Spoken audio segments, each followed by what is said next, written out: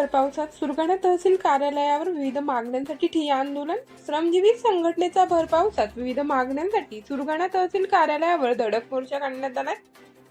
तालुक्यातील आदिवासी गरीब शोषित पीडितांचे रेशन कार्ड मिळावे म्हणून 425 अर्ज दाखल करण्यात आले होते. श्रमजीवी संघटनेकडून सतत पाठपुरावा करून देखील नाव समाविष्ट करणे, विभक्त रेशन कार्ड ऑनलाईन करणे, घरकुल हप्ता न मिळाल्याने घरकुलांचे अपूर्ण काम या सर्व पार्श्वभूमीवर मोर्चा काढण्यात आला.